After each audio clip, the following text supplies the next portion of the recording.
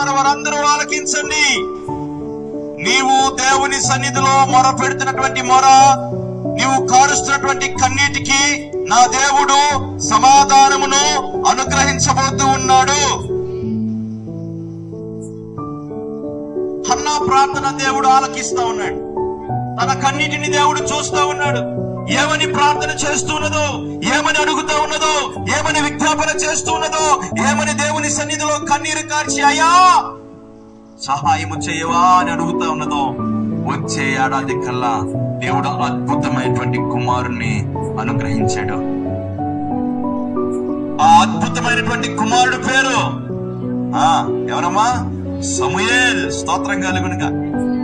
సమూయేల్ అనేటువంటి ఒక ప్రవక్త బయటికి వచ్చాడంటే ఊరకనే రాలే, కన్నీటి ప్రార్థన ఉంది దాని వెనకాతల.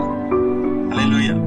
కన్నీటి ప్రార్థన ఉంది. తల్లి కన్నీరు, ఆ తల్లి ఏడుపు, ఆ తల్లి మొర, ఆ తల్లి విజ్ఞాపన ఉంది కనుక దేవుడు అద్భుతం జరిగించాడు, అద్భుతం చేశాడు. చాలా సార్లు అండి మా యొక్క సేవా జీవితంలో మేము ఎక్కువ ఆధారపడేది సంఘం మీదో, సంఘ విశ్వాసుల మీదో, సంఘంలో వచ్చే కానుకల మీదో ఏమండి ఆధారపడము. కానీ దైవజనమైనటువంటి మేము ఎక్కువ ఆధారపడేది సంఘాన్ని కట్టేది, సంఘాన్ని బలపరిచేది, సంఘానికి ఆశీర్వాదకరంగా ఉండేది మా మోకాల అనుభవం. మేము ఏడ్చే కన్నీరే సంఘానికి పునాదులుగా మార్చబడతాయి. ఇందాక దైవదాసులు చెప్తా ఉన్నారు, దైవజనుడికి ప్రాధాన్యత. స్తోత్రం కలుగునుగా. నిజమే, దైవజనుడు ఏడ్చి ప్రార్థన చేస్తే, దైవజనుడు దేని నిమిత్తమైతే కన్నీరు కారుస్తూ ఉన్నాడో, సంఘము కొరకు, ఆత్మల కొరకు, ఆత్మ సంపాదన కొరకు విశ్వాసులు స్థిరపరచబడాలి.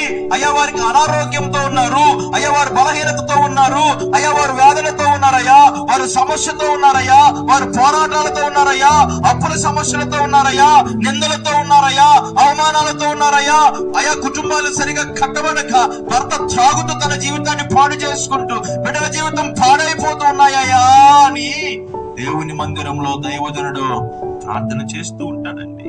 క్వశ్చన్ తెలుసా? తన ఇంటి కొరకు కష్టపడేదానికన్నా సంఘము కొరకు కష్టపడేదే ఎక్కువ. ప్రతి పరిస్థితిని మార్చగల సర్వశక్తిమంతుడు మనము ఆరాధిస్తున్నటువంటి ప్రభు అయిన యేసుక్రీస్తుల వారు. ఈ లోకంలో ఎవరు చూపని ప్రేమ, ఈ లోకంలో ఎవరు చూడలేని ప్రేమ, ఈ లోకంలో ఎవరు కూడా నీ పైన చూపని ప్రేమ నా యేసు చూపిస్తాడు. అందరూ ద్వేషిస్తున్నారా? అందరూ అవమానిస్తున్నారా?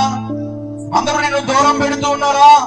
తల్లి అయినా తండ్రి అయినా నిన్ను మర్చిపోతున్నారా? భర్త నిన్ను మర్చిపోతున్నాడా? భార్య నిన్ను మర్చిపోతుందా?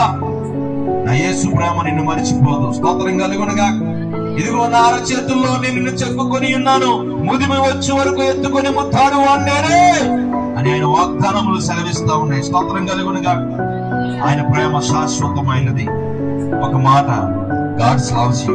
స్తోత్రం కలుగునుగా. దేవుడు నిన్ను ప్రేమిస్తున్నాడు. దేవుడు నిన్ను ఎంతగా ప్రేమిస్తున్నాడయ్యా అంటే, ఒక భక్తుడు అంటాడు, ఈ భూమి మీద ఉన్నటువంటి చెట్లన్నీ కలములుగా మార్చబడితే, పెన్నులుగా మార్చబడితే, సముద్రంలో ఉన్నటువంటి నీరంతా ఇంకుగా మార్చబడితే, అంటే సిరాగా మార్చబడితే, ఆకాశం అంతా కూడా ఒక తెల్లని పేపర్ గా మార్చబడితే, ఆయన ప్రేమ కోసం రాస్తూ రాస్తూ రాస్తూ చెట్లు మాయమైపోతాయట. సముద్రంలో ఉన్నటువంటి ఇంకుగా ఉన్నటువంటి ఆ ఇంక్ లేదంటే ఆ సిరా, ఆ ఇంక్ అయిపోతాట. ఆకాశపు పేపర్ గా మార్చబడితే ఆ పేపర్ అంతా రాయబడిన తర్వాత ఆ పేపర్ కూడా అయిపోతట. చివరిలో తన యొక్క ప్రేమ కోసం ఎలా చెప్తారంటే, ఆయన ప్రేమ పరిచయం ముగించబడింది అని. పరిచయమే అంత ప్రేమ. స్తోత్రం కలుగునుగా. ఆయన ప్రేమ ఇంకెంత ఉంటుందో. ఇక్కడ కూర్చున్న నిన్ను శాశ్వతమైన ప్రేమతో దేవుడు ప్రేమిస్తున్నాడు. ఇక్కడ కూర్చున్నటువంటి సహోదరుడా, సహోదరి, దేవుడు నిన్ను ప్రేమిస్తున్నాడు.